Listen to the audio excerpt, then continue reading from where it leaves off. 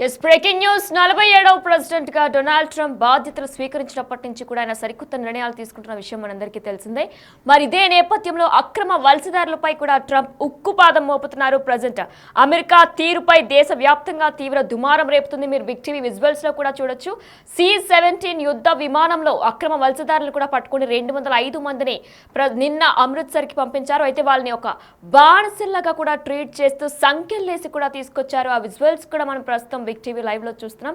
బతుకు తెరువు కోసం వెళ్లిన వాళ్ళని ఇలా సంఖ్యలేసి ఒక దొంగల్లాగా బానిసల్లాగా ట్రీట్ చేసి 205 మందిని C-17 అనే యుద్ధ విమానంలో తీసుకొచ్చారు. అయితే ప్రెసెంట్ ఈ బానిసల్లాగా ట్రీట్ చేసినట్లు ఆ సంఖ్యలు వేసి తీసుకొచ్చే దానిపై కూడా తీవ్ర దుమారం రేపుతుంది. అయితే అమెరికా తీరుపై ప్రెసెంట్ పార్లమెంట్ లో కూడా తీవ్ర ఆగ్రహం వ్యక్తమవుతుంది. అయితే వీరందరినీ కూడా అమృత్సర్ లో దించారు. ఎక్కువ శాతం అక్రమ వలసదారులందరూ కూడా అమృత్సర్ అలానే గుజరాత్ కి చెందిన వాళ్ళగా కూడా అక్కడ ట్రంప్ ప్రభుత్వం గుర్తించింది. మరి ఇదే నేపథ్యంలో అమెరికా తీరుపై సిక్కులు కూడా ఆగ్రహం వ్యక్తం చేస్తున్నారు. దీని గురించి పూర్తి డీటెయిల్స్ మా ప్రతినిధి శివ అందిస్తారు. శివ, అయితే C-17 యుద్ధ విమానం కూడా మనం చూసుకున్నట్లయితే అందులో బానిసల్లాగా కూడా ట్రీట్ చేశారు. మనం ఆ విజువల్స్ కూడా చూడొచ్చు. ఆ విజువల్స్ లో కూడా మనం చూసుకున్నట్లయితే వారిని బానిసల్లాగా ట్రీట్ చేసి సంఖ్యలేసి మరీ తీసుకొచ్చారు. అయితే సిక్కులు కూడా దీనిపై ఆగ్రహం వ్యక్తం చేస్తున్నారు. అప్డేట్స్ ఏంటి?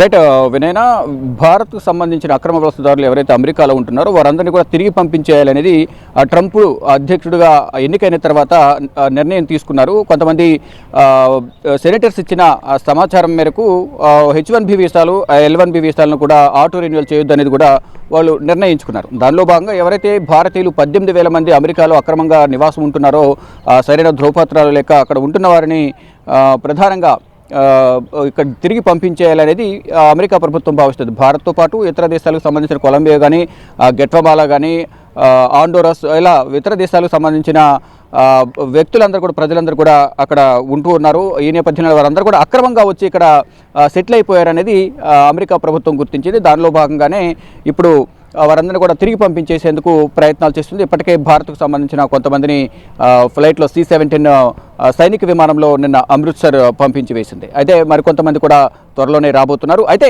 పంపించడం తప్పులేదు, కానీ పంపించే విధానంలోనే ప్రధానంగా అందరూ తప్పుపడుతున్న పరిస్థితి కనిపిస్తుంది. అంటే అక్రమంగా వారు నివసించడం అనేది తప్పే, కానీ అక్కడి నుంచి మర్యాదపూర్వకంగా పంపిస్తే బాగుండేది. ఎవరో ఖైదీల్లాగా ఉగ్రవాదుల్లాగా నేరం చేసిన వారిలాగా వారిని సంఖ్యలు వేసి పంపించడం అనేది అది ఎంతవరకు కరెక్ట్ అనేది కూడా దేశవ్యాప్తంగా దుమారం రేగుతోంది. మరోవైపు ప్రధాని నరేంద్ర మోడీ పైన భారత ప్రభుత్వం పైన కూడా విమర్శలు చేస్తున్న పరిస్థితి అయితే కనిపిస్తోంది. అంటే ముందు ఒక వార్నింగ్ ఇచ్చారు, వారందరూ వెళ్ళిపోవడానికి సిద్ధంగా ఉన్నారు, ఫ్లైట్ ఎక్కుతున్నారు. ఫ్లైట్ ఎక్కే సందర్భంలో వారందరినీ కూడా ఎందుకు సంఖ్యలు వేసి తీసుకెళ్లవలసి వచ్చింది అనేది కూడా వారు ప్రశ్నిస్తున్నారు. మరోవైపు ఫ్లైట్ ఎక్కిన తర్వాత కప్స్ కూడా హ్యాండ్స్కి వేసిన కాళ్ళకు వేసిన లాకప్ కప్స్ కూడా ఏవి కూడా సంఖ్యలు కూడా తీయలేదు. ఈవెన్ వాష్రూమ్కి వెళ్ళడానికి కూడా వాళ్ళు అడిగినప్పటికీ కూడా 40 మినిట్స్ వరకు అడిగినప్పటికీ కూడా వాళ్ళు పంపించలేదు.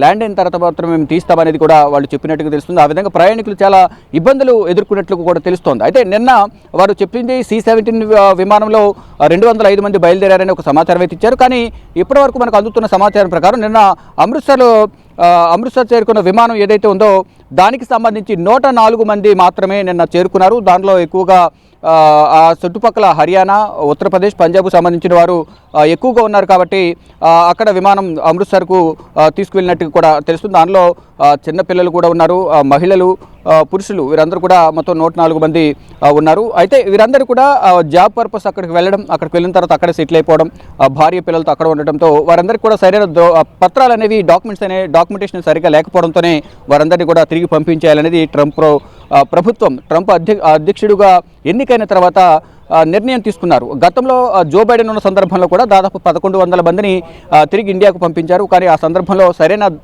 డాక్యుమెంటేషన్కి సంబంధించి కానీ అంటే వివరాలు వెల్లడించలేదనేది కాంగ్రెస్ లోక్సభ ఎంపీ శశి థరూర్ కూడా నిన్న భారత ప్రభుత్వంపై ఇటు ట్రంప్ పై కూడా విమర్శలు చేశారు. అయితే ఇదే అంశం పైన ఏదైతే అక్రమ వలసదారులు ఉన్నారో వారిని సరైన పద్ధతిలో మర్యాదపూర్వకంగా పంపిస్తే బాగుండేది, సంఖ్యలు ఎందుకు వేశారు, అగౌరవంగా వారి పట్ల మర్యాదపూర్వకంగా వ్యవహరించకుండా అమర్యాదగా వ్యవహరించారు, దీనికి సంబంధించి చర్చ చేపట్టాలంటూ కూడా ఈరోజు కాంగ్రెస్ ఇటు రాజ్యసభ, లోక్సభలో కూడా వాయిదా తీర్మానాలు ఇచ్చాయి. కానీ దీనిపై చర్చించేందుకు ఉభయ సభాపతులు కూడా తిరస్కరించిన నేపథ్యంలో పలుమార్లు సభ వాయిదా పడింది. తర్వాత పార్లమెంట్ ఆవరణలోనూ ఇటు కాంగ్రెస్ ఆధ్వర్యంలో నిరసన తెలియజేశారు. రాహుల్ గాంధీ, ప్రియాంక గాంధీ, కేసీ వేణుగోపాల్, ఇతర కాంగ్రెస్ పార్టీ అగ్రనేతలందరూ కూడా ఈ నిరసన కార్యక్రమంలో పాల్గొన్నారు. దీనికి సంబంధించి భారత ప్రభుత్వం ఎందుకు స్పందించడం లేదు, సొంత వాహనాలను అంటే సొంత ఫ్లైట్ను ఎందుకు అమెరికాకు పంపించలేదు అనేది ప్రధానంగా ప్రియాంక గాంధీ ప్రశ్నిస్తున్నారు.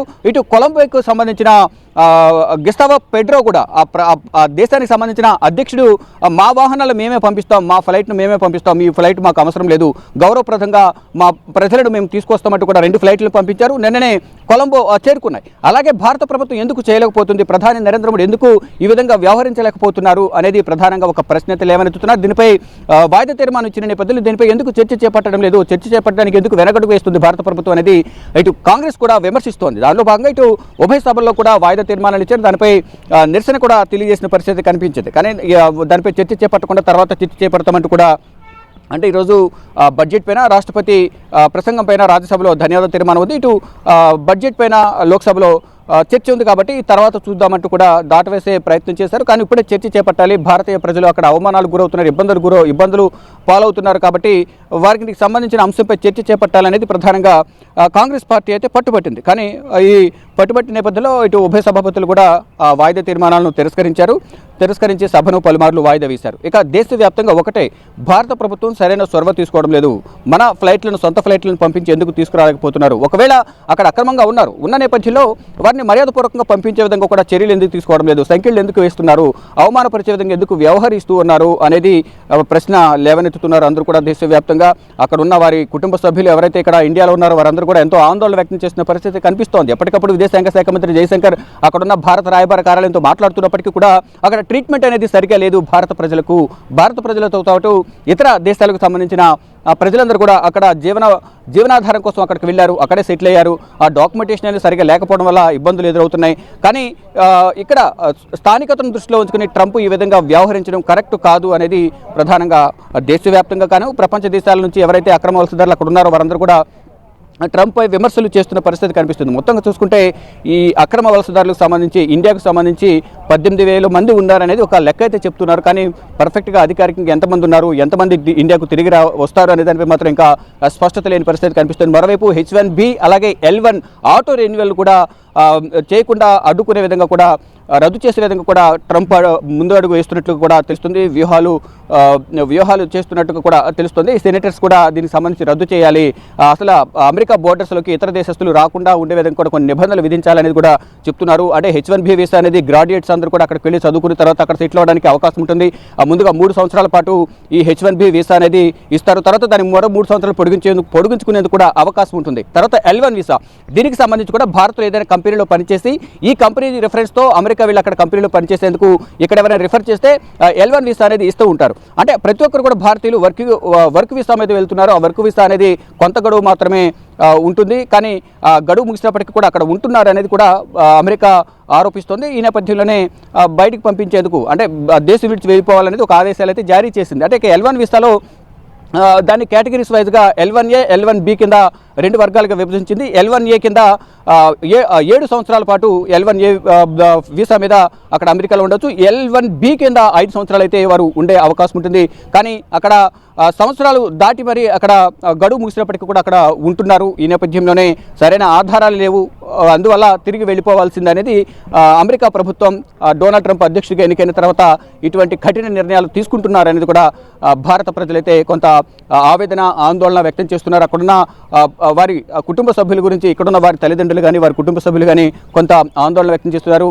అంటే అక్కడున్న ప్రజలు ఇప్పుడు ప్రజెంట్ ఏ విధంగా ఉన్నారు, వారి కుటుంబ సభ్యులు అనేది కూడా ఇక్కడున్న వారి గురించి ఆలోచిస్తూ ఉన్నారు. భారత ప్రభుత్వం త్వరితగతిన అమెరికా ప్రభుత్వంతో మాట్లాడి ఎటువంటి ఇబ్బందులకు గురి చేయకుండా మర్యాదపూర్వకంగా ఇక్కడికి పంపించే విధంగా కూడా చూడాలంటూ కూడా ఇటు విదేశాంగ శాఖ మంత్రి జయశంకర్తోనూ భారత ప్రధాని నరేంద్ర మోడీ కూడా ఇక్కడున్న వారు వేడుకున్న పరిస్థితి కనిపిస్తుంది. మొత్తంగా చూసుకుంటే విదేశాలకు సంబంధించిన అమెరికాలో ఉన్న అక్రమ వలసదారుల పట్ల ఈ విధంగా వ్యవహరించడం కరెక్ట్ కాదనేది కూడా ప్రపంచవ్యాప్తంగా ట్రంప్ పైన విమర్శలు వినిపిస్తూ ఉన్నాయి.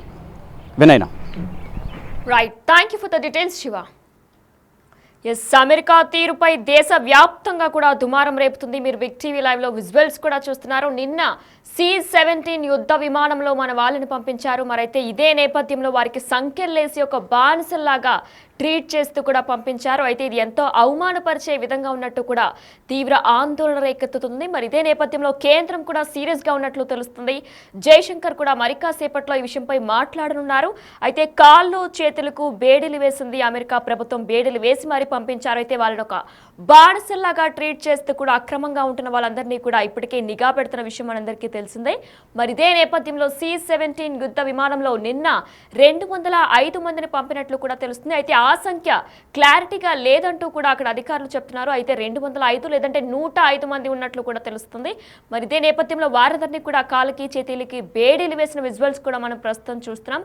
ఒక బానిసల్లాగా ట్రీట్ చేస్తూ ఎంత అవమానపరిచే విధంగా వారిని అమృత్సర్లో దించారు. మరి ఇదే నేపథ్యంలో అమెరికా తీరుపై సిక్కులు కూడా ఆగ్రహం వ్యక్తం చేస్తున్నారు. అక్కడ అక్రమంగా ఉంటున్న వారిలో ఎక్కువ మంది అమృత్సర్కి అలానే గుజరాత్కి చెందిన వాళ్ళుగా కూడా ట్రంప్ ప్రభుత్వం గుర్తించింది. అయితే నిన్న అమృత్సర్ వచ్చిన ఇండియన్స్ వాళ్ళ చేతులు కాళ్ళకి కూడా బేడీలు వేసి విమానం ఎక్కించినారు అమెరికా అధికారులు. మిలిటరీ C-17 విమానంలో తీసుకొచ్చింది అమెరికా ప్రభుత్వం. అయితే అమెరికా తీరుపై ఇప్పటికే పార్లమెంట్ కేంద్రం కూడా ఎంతో ఆగ్రహం వ్యక్తం చేస్తుంది. దీనిపై మరి కాసేపట్లో జైశంకర్ కూడా మాట్లాడనున్నారు.